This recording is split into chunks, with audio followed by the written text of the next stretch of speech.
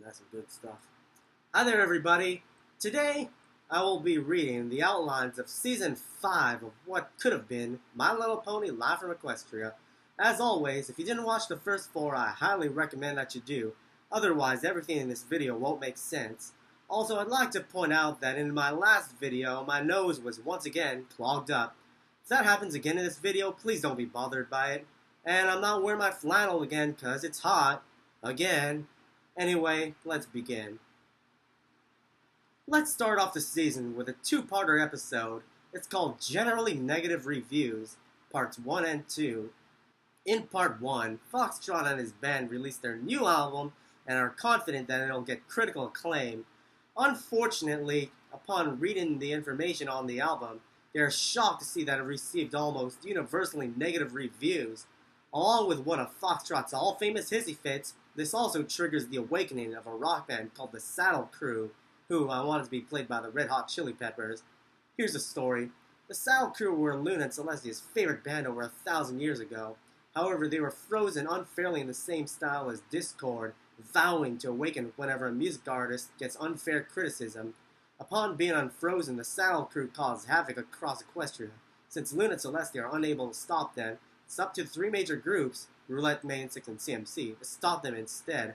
But they bring along one more group to ensure their victory. This group that they bring along is the one and only Broken Horseshoe. This is because in times of trouble, sometimes the worst of rivals come together for the greater good. In Part 2, they keep on trying to stop the Saddle Crew, but with no avail. They then realize that in order to stop them, they may need to fight fire with fire. So all 4 groups grab their instruments and battle the Saddle Crew, eventually ending in victory for the 4 groups. The Saddle Crew is refrozen and the land of Equestria is finally at peace. And Equestrian Roulette's new album, it receives retrospective positive reviews and becomes a hit in the town of Ponyville and in the neighboring towns. This episode's title only describes the theme song. It's called The One Where the Introduction Rips Off Friends. As you would expect, the characters of the show reenact the opening to the television show Friends, along with the song I'll Be There For You by the Rembrandts. The title has pretty much nothing to do with the plot of the episode. In the episode, Coda remasters one of Broken Horseshoe's tracks to make it sound better.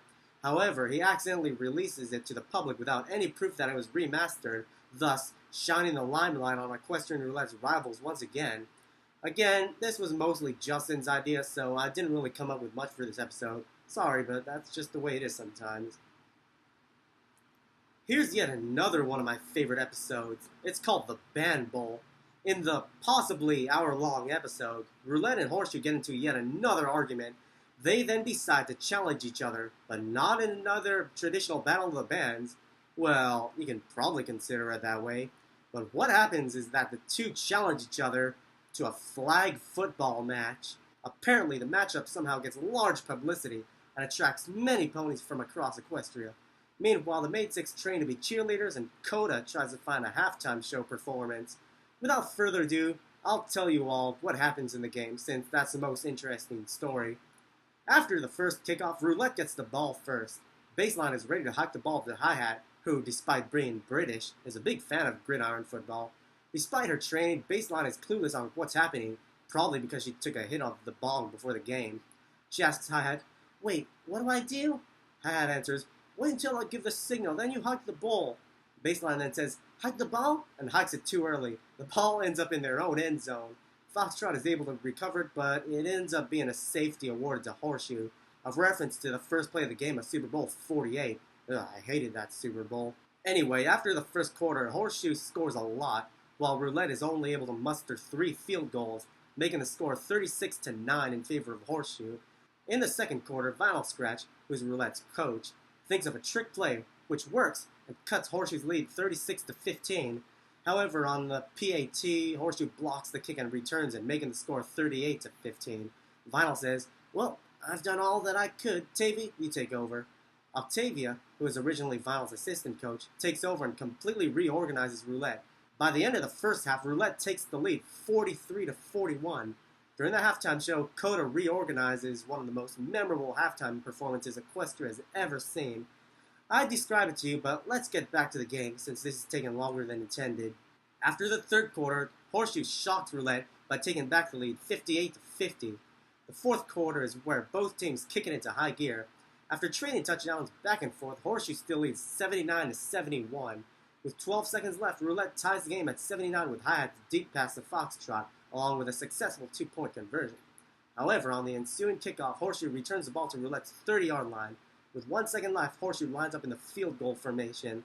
At this point, Foxtrot seems hopeless, but the rest of his bandmates look at him with confidence, and Foxtrot knows what to do.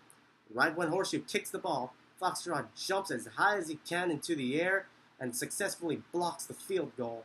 Arpeggio picks up the ball and runs as fast as he can before his flag is pulled. Remember, they were playing flag football. He laterals the ball to Foxtrot, who runs the rest of the way to the winning touchdown. Roulette wins 85-79, which seems more like a basketball score, and the band receives more positive recognition. Why everybody in Equestria decided to attend a flag football match between two rock bands, I don't know. But what is certain is that they were not let down at all. Well, unless they were rooting for Broken Horseshoe. In the episode The Good, the Bad, and the Furious, Coda and Big Macintosh enter in an illegal street racing team in Apple Junction. When Foxtrot and Arpeggio are dragged into it, as Big Mac and Coda's assistants, respectively, they have to compete to win $50,000. Now, I know what you're thinking. Dollars? You mean bits, right? No, I mean dollars. I may not be the first one to come up with the equestrian dollar, but it seems like a good idea, right? Anyway, the episode guest stars Matt Kenseth, or however you say his name, and Darrell Wallace Jr., both NASCAR drivers. Again, this episode really wasn't my idea, it was also Justin's. Hey, I have a fun drinking game. Take a shot every time I mention that an episode was Justin's idea. Nah, never mind, you're gonna die of alcohol poisoning. Most of you are gonna hate the title of this episode, How You Remind Me. In this episode, Coda runs away from his friends after being brutally criticized and loses his memory after banging his head on a tree. He then wanders into an unfamiliar town and somehow orients his life into that town. In this town, he meets a pony by the name of Dale, played by Brad Paisley, who helps him adjust to his new life in this new town. His friends are looking for him, and when they finally find him in the new town, try to convince him to come back. But Coda just doesn't remember them. After numerous attempts at re-jogging his memory, they give up and decide to leave Coda in this new town. Before leaving, however, Octavia gives Coda one last passionate kiss. During this kiss, Coda gets a flashback of all of his memories and says, "Tavy, I remember everything now." Everybody is shocked, but is relieved that Coda's memories are back. They take him back to Ponyville, and Coda now appreciates living with his friends, regardless of their previous criticisms. Ponyville Game Week. I'm not a huge fan of Battle of the Sexes episodes, but this episode changes that for a reason that I'll mention right now. Every year there's a week where the ponies of Ponyville are divided into two teams, and the winning group is the one who wins the most games at the end of the week. It's usually a battle of the sexes between the males and females, and the leaders of the groups are Foxtrot and Vinyl Scratch, but not respectively. In other words, Foxtrot is the leader of the mares, while Vinyl Scratch is the leader of the stallions.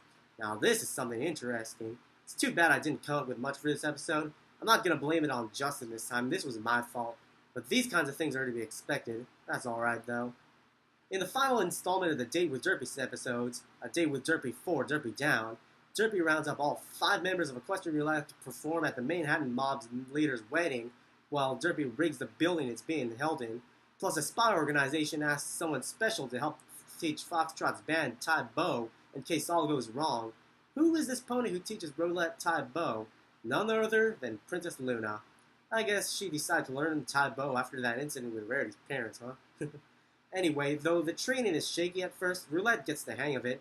Of course, spoiler alert, they never get to use it. Roulette is hired to play a show at the leader's wedding, while Derpy is in the vents planting smoke bombs. Roulette is playing the song Earth Angel by the Penguins. Then after the vent breaks and Derpy is exposed, the band is ready to use their Tai Bo, but Derpy tells them, "No, I'll handle this. You guys play me off." At that point, the band starts playing Johnny Be Good by Chuck Berry, while Derpy is beating up all the bad guys. Then some things happen, leading to everyone getting chased by the leader and his cronies in an SUV. Oh, and in the process, Derpy dies. Next story. The Phantom of the Rock show is a parody of two things, the Phantom of the Opera and Scooby-Doo. When the band hears that the Ponyville Concert Hall might be haunted, they investigate in a Scooby-Doo-esque manner before they plan a show on the upcoming Friday.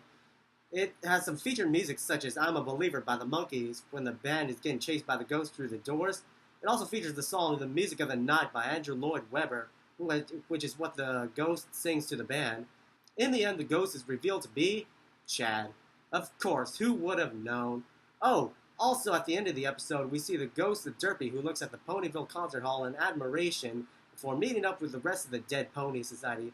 She truly was built for this position. Not that I think that she was better off dead, no. She's a great spy, and now she's a great evil spirit catcher. Truly a legend. Horn story. In this episode, when Rarity damages her horn, she needs a donor, and Hi-Hat is the only match. However, neither of them wants to go without a horn for the rest of their life. In the end, Hi-Hat decides to give his horn to Rarity. After they remove his horn, however, he grows a new one. How could this be? Well, because Hi-Hat is royalty, he's Princess Celestia's son if you don't remember, he's able to grow a new horn or a new set of wings in case either get removed. I guess that it works out for everybody, huh? I've also made 2 B stories, one for the kids and the other for adults. In the kids' version, Foxtrot and Final Scratch start eating Baseline's food without her consent. As a result, Baseline mixes powdered laxative into the food, and the result is kind of funny. In the adults' version, Foxtrot and Final Scratch eat some of Baseline's cookies with humorous results. Let's just say if that you're at Woodstock, make sure you don't eat anything that smells weird. Wait, what's that? They don't have Woodstock anymore? Okay. In the episode Flash and Dash, Rainbow Dash teaches Flash Sentry how to do something similar to her Sonic Rain Boom. However, when Flash gets more attention because of this, Dash regrets doing this. It's yet another episode about jealousy and how you shouldn't be jealous so often. I guess I can learn from this episode too. Wait, did I already say that? Who cares? Anyway, in the B story, Octavia, Rarity, and Button loot an abandoned house, but karma strikes when they get trapped inside. And it's also during this story where Octavia asks, "Hey, did you notice that we never really interact that much?" Button and Rarity agree and spend the rest of the scene saying how Ryan should have the 3 do more episodes together. Who's Ryan? This episode has one of the most clever and memorable titles out of all of them. Foxtrot gets a pet dragon. In case you didn't know, that was sarcasm. But anyway, in the episode, Foxtrot gets a dragon assistant, but Spike becomes resentful thinking that Ponyville is home to only one dragon. However, when the new dragon develops a crush on Spike, she tries to win him over despite Spike loathing her. Foxtrot's dragon's name is Bristol, and I wanted her to be played by Emilia Clarke, not because of Game of Thrones. I'm not a big fan of Game of Thrones. It's because of her performance in Futurama as Mary Ann in the episode Stench and Stenchability. I already have a scene played out. Bristol meets Spike and says, "Hi there, my name is Bristol. You must be Spike. I've heard a lot about you." Spike tells her, "Listen here, mate. This town is home to only one dragon, and that's me. I don't like you, and you don't like me, so back off." I'm not that good at playing Spike. He then trudges back home. Bristol asks Foxtrot, "Did I do something to upset him?" Foxtrot says, "Nah, he's just mad because there's another dragon in the picture. Makes him feel, how do I put this, less unique." "Well, that sounds kind of silly," Bristol replies. Foxtrot laughs and says, "Well, you don't know Spike. He does this kind of stuff almost all of the time." Anyway, as the episode progresses, Bristol finds herself getting more and more attracted to Spike, while Spike is still mad at her. Eventually, at the end of the episode, Bristol talks to Spike and tells him not to feel too resentful, and that she really wants to get along with him. Spike decides to give her a chance, and the two finally hit it off. Bristol then tells Spike about the burning crush that she has on him. Spike admits that he was also probably angry because he felt the same way too. The two initially laugh it off, but about a second later engage in a passionate kiss. Oh, here's another drinking game. No, I don't want anybody to die of alcohol poisoning. That's what killed Amy Winehouse. Anyway, I'd also like to add the idea of giving Spike a dragon girlfriend was probably taken. I don't know. I've heard some stuff about it, but I'm not 100% sure on the validity of it. Oh my god, here's yet another one of my favorite episodes. Justin inspired it because he's a fan of this, and I'll admit he got me into this too. I think that the picture already gives away what the episode is about. But for those of you who don't know who that is, the episode is called Real Equestrian. Does that give you any hint to what the episode is about? How about the featured songs? Whatever by Our Lady Peace, Real American by Rick Derringer, Crankin' Up by Brand New Sin, Voices by Rev Theory? If that didn't give you any idea to what the episode is about, I'll tell you who the guest stars are. They are Randy Orton, John Cena, Shawn Michaels, R-Truth, Alberto Del Rio, and Big Show. That's right, it's a wrestling episode. And I know Shawn Michaels is retired, but who cares? He's my favorite retired WWE wrestler. Anyway, in the episode, Foxtrot and Applejack train Big Macintosh to be a professional wrestler. However, when Big Macintosh finds out that professional wrestling is rigged, he wants to forfeit the Equestrian Championship. Also, there's a scene where he has to wrestle the Titan, played by Big Show. The Titan enters the ring to the song Crank It Up by Brand New Sin, while Big Macintosh watches in horror. In the end, Big Macintosh wins, and he and Foxtrot and Applejack leave the arena to the song Voices by Rev Theory. To be honest, I didn't really come up with much for this episode, but the concept alone is enough to make any wrestling fan excited. Also, I know that there was an MLP comic that was wrestling themed, but this is my version of the show, and I can do whatever I want. In yet another episode where I haven't come up with much for the plot, The Ready Blues is about Foxtrot meeting up with his Apple Junction's foster sibling just to learn that one of them has a music career of his own. This sibling creates a two-piece blues rock band called the Ready Blues, played by the Black Keys. Again, I didn't really come up with much for this episode, so there's not much to say about it, but hey, the Black Keys, right? Nah, I lost a bit of respect for the Black Keys when their drummer said some disparaging things about my favorite genre of music, post-grunge. Yes, I do like post-grunge, and I know that Nickelback kind of gave the genre a bad name, but it has some good artists too. 12 Stones, Daughtry, Third Eye Blind, Switchfoot, Three Doors Down. Plus, if post-grunge was such a bad genre, David Cook wouldn't have won Season 8 of American Idol. Keep that in mind, would you? Here's another episode that was mostly Justin's idea. In Dance the Night Away, during a trip to visit arpeggio's family in Manhattan, Coda wanders off to look for a dance troupe that he hung out with in his mid-teens. Meanwhile, while looking for Coda, Foxtrot and Octavia bond over him. Again, this was mostly Justin's idea, and I don't remember a lot of what he came up with, but I do remember that I like the concept of it. In Brother Breakup, Thumper and Hammer-On, the bassist and lead guitarist of Broken Horseshoe respectively, develop a feud against each other when they both fall in love with the same girl. Chad cannot seem to settle this, so he calls someone to help the two get along again. Foxtrot. That's right, he calls in his nemesis to help solve the situation. In the end, Foxtrot is able to get the two brothers to get along again. Chad is so honored by this that he and Foxtrot officially decide to end their feud. That's right, the rivalry that everybody loved has ended. I guess there's no more show after this, huh? Here's yet another one of my favorite episodes. It's called Edge of Equestria. Applejack gathers up all three major groups to share some exciting news. Everybody gathers up and Applejack tells them, "Okay, y'all, I have some exciting news." Foxtrot asks, "What is it?" "Guess," she tells him. "Oh, are you entering in the rodeo again?" asks Fluttershy. "No." "Oh, did you win another blue ribbon?" asks Rainbow Dash. "No." "Ooh, did your new hat come in?" asks Pinkie Pie. "No." "Well, actually it did, and I'm pretty happy with that, but it's something else." "And we give up," says Hi-Hat. "What is it?" Applejack smiles and proclaims, "I'm pregnant!" At that point, Foxtrot passes out. When he comes to, he's bewildered. How could this happen? Well, some things are not worth explaining on a kid's show, but anyway, Foxtrot is confused and helpless and doesn't know what it's like to be a father. He talks to some fathers such as King Tesla and Mr. Cake, but with no avail. Finally, he decides to run away from his problems by, literally, running away outside of Equestria. It is there that he runs into the ghosts of 6 ponies who lived long ago. These were those ponies in that one Christmas episode in the original show that initially fought, but they got along. Anyway, they talked Foxtrot into going back to Ponyville and caring for his girlfriend in this crucial time. Foxtrot comes back to Ponyville and finally accepts becoming a father. Some time passes and it's time for Applejack to give birth. Her friends and family are there as she gives birth to a healthy colt, and I have no idea what to name him. Foxtrot Jr., Foxhole, Echo. Anyway, after Applejack gives birth, something starts happening. She starts glowing. Everybody's astonished at this and wonders what's happening. Only Princess Celestia knows what's happening, and she tells them to wait and watch.